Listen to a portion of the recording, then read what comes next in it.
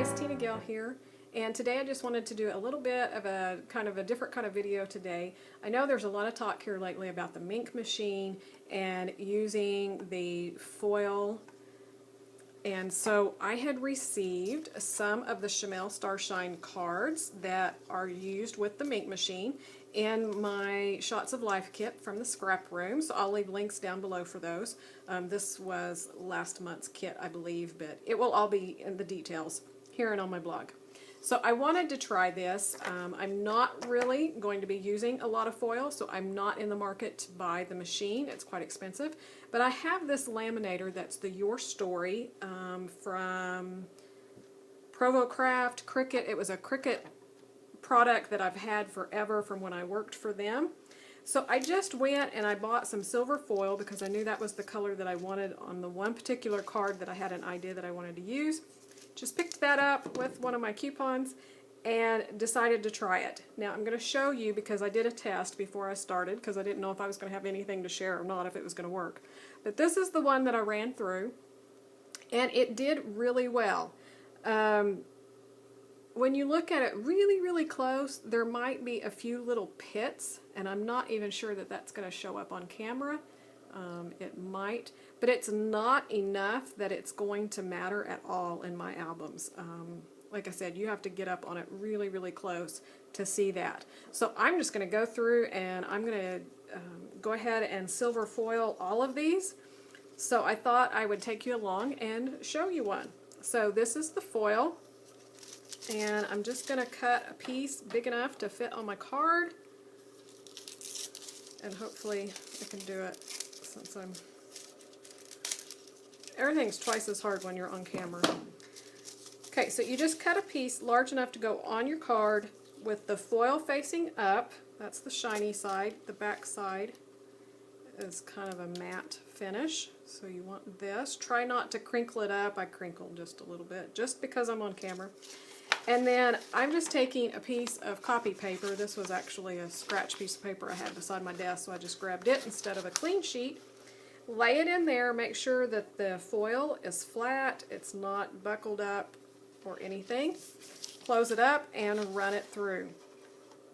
So on this one, when it touches, it just grabs it and it takes it through. Now I did turn it on, I set it for laminate, and let it heat up for quite a while. I probably let it go about 15 minutes or so. It will beep and let you know when it's hot enough to laminate, but I decided to just let it go a little while to make sure that it was good and hot, because I knew it might need to be a little bit hotter than normal. But really, this laminator comes with laminate sheets and they're quite thick, so that's what made me think that this probably would heat up quite a bit and work. I've watched some YouTube videos where people have had success with laminators. Some have success, some have not, and most of the comments were they didn't feel like that it got hot enough. So that was, like I said, one reason why I felt like this one would work. And I'm going to go ahead and run it through twice this time and see if it will do any better than what it did here. But again, like I said, this is completely acceptable to me. So we'll see what doing it twice will do. Alright, so it's done. Let me just kind of move this out of the way. I'm just going to rub. I have no idea if this helps it any or not. It just makes me feel better. Okay, so let's open it up. So when you open it, you'll see on here where the foil has attached, so I can tell that it's definitely stuck on there.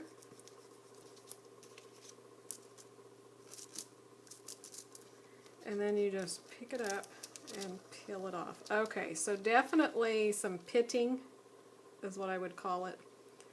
It's not, and you can see on here, so those little specks, if you can see that, is what did not adhere. So since that's quite a bit bigger, that some people may really not like that. I can think of a few people that would probably be groaning right now. I think it's still probably good enough that I will use it.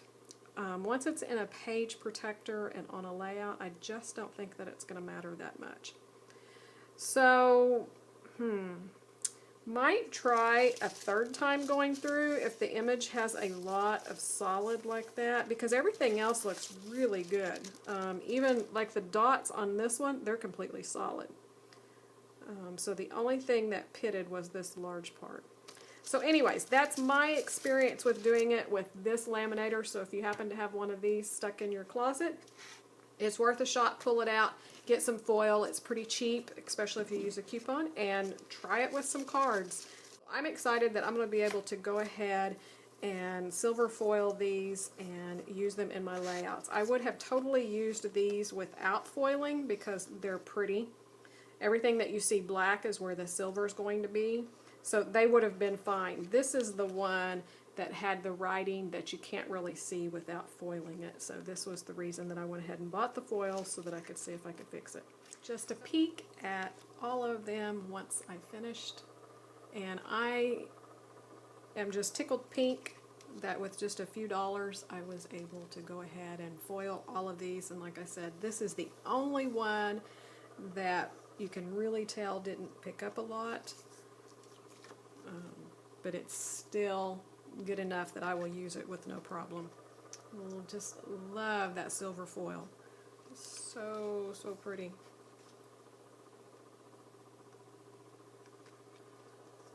And of course this is my favorite, the quote. So these will definitely go with my daughter's and my son's Disney photos. So thanks for watching, and I'll see you soon.